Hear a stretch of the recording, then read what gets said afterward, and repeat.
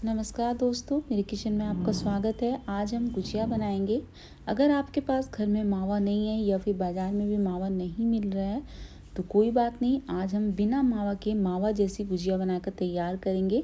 आप देख सकते हैं मैंने बहुत सारी गुजिया बनाई है और इन गुजिया के ऊपर बबल्स बिल्कुल भी नहीं है और बहुत ही खस्ता गुजिया बनकर तैयार हुई है। तो आज हम पूरे टिप्स एंड ट्रिक्स के साथ गुजिया बनाने वाले हैं। तो आइए दोस्तों, गुजिया बना लेते हैं। सबसे पहले हम गुजिया बनाने के लिए मैदा लगाकर तैयार करेंगे। तो एक बर्तन में हम ले लेंगे 4 कप मैदा।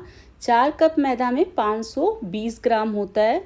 अगर आप आधा केजी यानी कि 500 ग्राम मैदा लेते हैं तो मैं आगे आपको बताऊंगी कि आपको कितना पानी लेना है इसको लगाने के लिए। तो मैंने 4 कप मैदा ले लिया है और अब हम इसके अंदर डालेंगे घी। तो घी डालने से पहले थोड़ी सी जगह बीच में बना लेते हैं। तो मैं इसमें डाल रही हूँ आधा कप घी। इसी तरीके का जमे हुए घी का ही आप इस्तेमाल करें, जैसे कि हल्का हल्का पिघला हुआ भी है और थोड़ा सा जमा हुआ भी है, तो वैसा ही घी हमें मैदे के अंदर डालना है। और घी डाल के हमें मैदे के अंदर इसे अच्छे से मिक्स करना है। ये स्टेप बहुत ज़्यादा इम्पॉर्टेंट है। गुजिया के अंदर जो बबल्स आ जाते हैं वो इसी वजह से आते हैं क्योंकि हमने घी अच्छे से मैदे के अंदर मिक्स नहीं किया होता है। तो हमें अच्छे से घी को मैदे के अंदर मिक्स करना है। अब आप देखिए मैं किस तरीके से मिक्स कर रही हूँ। दोनों हाथों से इसे रब करते हुए अच्छे से मिक्स कर लीजिए। तो घी मैदे के अंदर अच्छे से मिक्स हो गया है और अब मैं आपको दिखाती हूँ। देखिए मैदा बंध रहा है, यानी कि हमने बिल्कुल परफेक्ट मोयन डाला है। ऐसे ही बंधना चाहिए मैदा। और अब हम इसका हार्ड आटा लगा के तैयार करेंगे। तो हल्के गर्म पानी से आटा लगाएंगे। 4 कप मैदे के लिए मैंने 1 कप हल्का गुनगुना पानी लिया है। और अगर आपने 500 ग्राम मैदा लिया है तो आप उसमें 1 कप से थोड़ा सा कम पानी डालिए।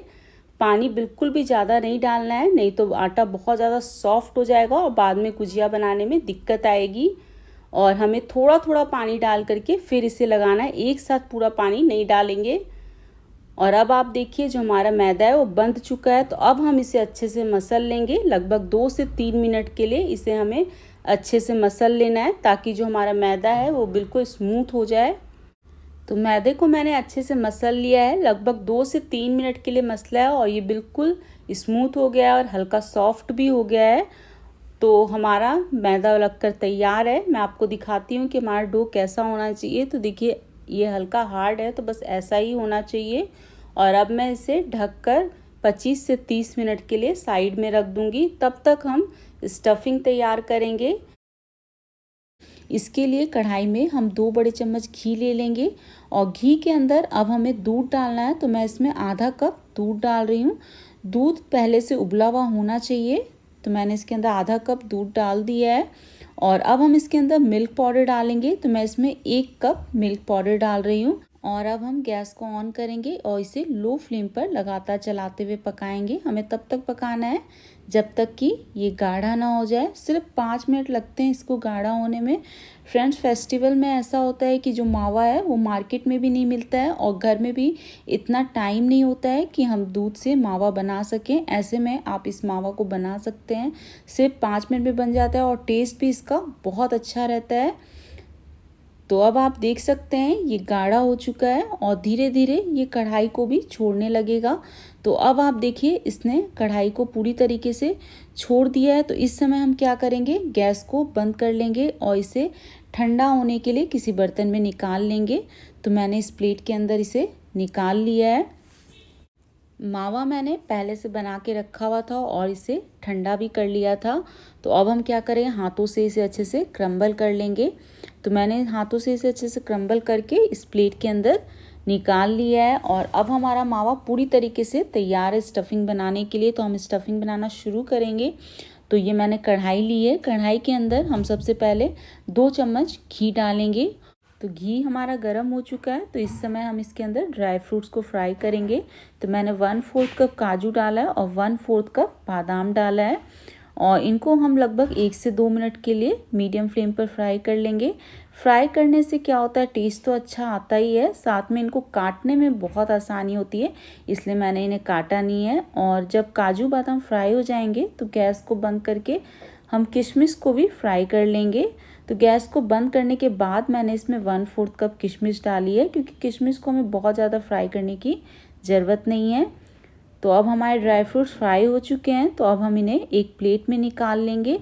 और प्लेट में निकालने के बाद जब ये हल्के से ठंडे हो जाएंगे तो इन्हें काट लेंगे या फिर क्रश भी कर सकते हैं। और अब हम इसी घी के अंदर डालेंगे सूजी।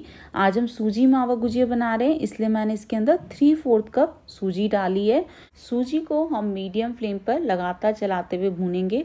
तब तक हमें इसे भूनना है जब तक कि इसका कलर चेंज ना हो जाए। तो अब आप देखिए इसका कलर हल्का ब्राउन हो चुका है। तो इस समय हम इसके अंदर डेसिकेटेड कोकोनट डालेंगे, यानी कि नारियल का बुरादा। तो मैं इसके अंदर 3/4 कप डेसिकेटेड कोकोनट डाल रही हूँ। सूजी को भूनने में टाइम लगता है, इसलिए मैंने सूजी को पहले भून लिया था और बाद में डेसिकेटेड कोकोनट डाला है।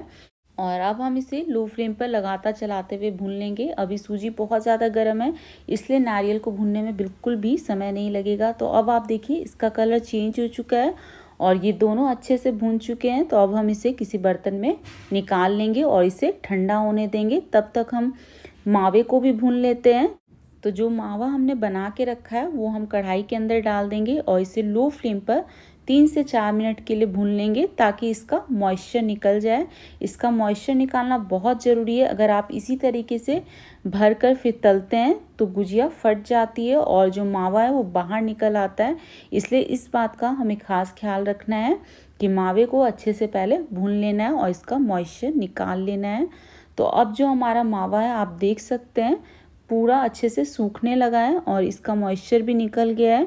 तो अब हम गैस को बंद कर देंगे और इसे किसी बर्तन में निकाल लेंगे और ठंडा होने देंगे। तो मावा हमारा ठंडा हो चुका है, तो हाथों से एक बार अच्छे से इसे इस तरीके से क्रम्बल कर लेंगे। तो अब हमारी जो स्टफिंग की सारी तैयारी हो चुकी है, तो अब हम इसे मिक्स करेंगे। तो जो सूजी और नारियल हमने भून के रखा था उसके अंदर इस मावे को डाल देंगे और साथ में जो ड्राई फ्रूट्स हमने फ्राई करके रखे थे उनको मैंने क्रश कर लिया और साथ में किशमिश को मैंने छोटा छोटा काट लिया है। ड्राई फ्रूट्स को भी मैंने इसके अंदर डाल दिया है और अब हम इसके अंदर चीनी डालेंगे। तो मैं इसके अंदर 1 कप बूरा डाल रही हूँ। अगर आपके पास बूरा ना हो तो आप पिसी हुई चीनी भी डाल सकते हैं। चीनी की मात्रा आप अपने हिसाब से थोड़ी सी कम या ज़्यादा कर सकते हैं। अगर आपको कम लगती है तो 3 से 4 चम्मच चीनी आप और डाल सकते हैं। साथ में मैंने 1 छोटा चम्मच इसके अंदर इलायची का पाउडर डाला है और अब हम इन सभी चीज़ों को अच्छे से मिक्स कर लेंगे। तो मैंने इन सभी चीज़ों को अच्छे से मिक्स कर लिया है। स्टफिंग हमारी तैयार हो चुकी है और इधर मैदे को भी रखे हुए 25 मिनट हो चुके हैं। तो अब हम कपड़ा हटा लेंगे और इसे एक बार अच्छे से मसल लेंगे। तो मैदे को मैंने अच्छे से मसल लिया है और अब हम इसके 4 हिस्से कर लेंगे। तो मैंने इसके बराबर बराबर 4 हिस्से कर लिए हैं और अब हम एक एक हिस्से को हाथ में लेते जाएंगे और इसे इस तरीके से रोल कर लेंगे। और अब हम इसके भी छोटे छोटे हिस्से कर लेंगे। तो लगभग मैंने इसके 9 हिस्से किए हैं। तो आप इतने डो से आराम से 30 से 36 गुजिया बना सकते हैं। और अब हम इसे बेलेंगे। तो हमें बस एक एक लोई को हाथ में लेते जाना है और हथेली से प्रेस करके इसे बेलते जाना है। इसे बहुत ज़्यादा पतला नहीं बेलना है या बहुत ज़्यादा मोटा भी नहीं बेलना है। तो मैंने इसे बेल लिया है और अब मैं आपको इस बिना मोल्ड के स्टफिंग करके दिखा रही हूँ। तो मैंने ये टिफ़िन का ढक्कन लिया और इससे मैंने इसे काट लिया है। ऐसा करने से क्या आसान होता है, आप कैसे भी बेल कर इसे सेम साइज़ का बना सकते हैं काट कर। और इसके बाद इनके किनारों में पानी लगा देंगे और पानी लगाने के बाद इसके अंदर 2 चम्मच स्टफिंग डालेंगे और फिर अच्छे से इनके किनारों को हमें सील कर देना है। तो मैंने इसे सील कर दिया है और अब जैसे गुजिया में डिजाइन होती है तो वो हम फोर्क से बनाएंगे। तो मैंने ये फोर्क लिया है, फोर्क से हम किनारों को अच्छे से प्रेस करते जाएंगे। इससे ये सील भी हो जाते हैं, जिससे तलते वक्त स्टफिंग बाहर नहीं निकलती है और देखने में भी जो हमारी गुजिया है वो सुंदर लगती है। तो हमने बिना मोल्ड के एक स्टफिंग कर ली है और अब मैं आपको मोल्ड से करके दिखाती हूँ। मोल्ड से करना फ्रेंड्स बहुत ज़्यादा आसान है और मोल्ड से करने से आप ज़्यादा से ज़्यादा स्टफिंग भी भर सकते हैं। तो मैंने इसे भी बेल लिया है। इसी तरीके से हम सभी को बेल लेंगे। तो मैंने बहुत सारे बेल लिए हैं और अब हम इसमें स्टफिंग डालेंगे।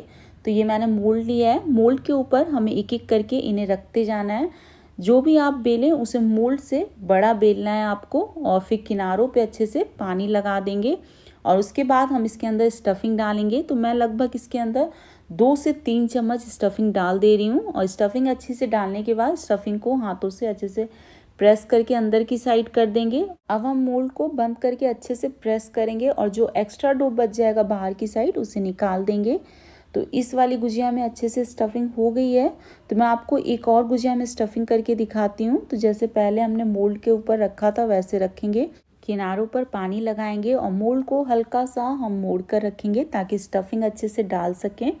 और स्टफिंग को हमें उंगलियों से अच्छे से दबा देना है और फिर उसके बाद मोल्ड को बंद करके अच्छे से प्रेस करेंगे। इसी तरीके से हम सभी में स्टफिंग कर लेंगे। तो ये मैंने बहुत सारी गुजिया स्टफिंग करके तैयार की है और बाकी गुजिया में हम बाद में करेंगे। पहले हम इसे फ्राई कर लेते हैं। तो फ्राई करने के लिए मैंने तेल लिया है, आप इसकी जगह घी भी ले सकते हैं। तेल को हमें बहुत ज़्यादा गर्म नहीं करना है, हल्के गर्म तेल में ही हम गुजिया को डालेंगे और फ्लेम को हमें लो रखना है। लो फ्लेम पर ही हम गुजिया को तलने वाले हैं। हमें एक साथ बहुत सारी गुजिया नहीं डालनी है, जितनी जगह उतनी डालेंगे और डालकर इसे हम टच नहीं करेंगे। जब ऊपर की साइड आ जाएगी तब हम इसे पलट कर तल लेंगे। तो हमें इसे बीच बीच में पलटते हुए फिर तलना है।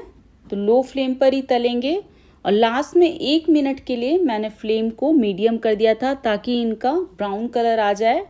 बहुत लोग इसे वाइट निकाल लेते हैं लेकिन मुझे हल्का ब्राउन पसंद है, इसलिए मैंने गैस को थोड़ी देर के लिए तेज कर दिया था। लेकिन जब ये पूरी तरीके से तल चुकी थी तब मैंने गैस को मीडियम फ्लेम पर किया था ताकि इसका हल्का ब्राउन कलर आ सके। और अब हम गुजिया को निकाल लेंगे क्योंकि ये ब्राउन कलर की हो गई है। और इसी तरीके से हम सभी गुजिया को तलकर तैयार कर लेंगे। तो मैंने बहुत सारी गुजिया तलकर तैयार कर ली है। तो फ्रेंड्स, हमारी खस्ता गुजिया बनकर तैयार है और इसकी स्टफिंग भी बहुत ज़्यादा टेस्टी हुई है। आप इस रेसिपी को एक बार घर पे ज़रूर ट्राई करें। और अगर आपको मेरी रेसिपी पसंद आए तो लाइक, शेयर, सब्सक्राइब करना ना भूलें और बेल आइकॉन पर भी प्रेस कर दें ताकि मेरी आने वाली वीडियो की नोटिफिकेशन मिलती रहे।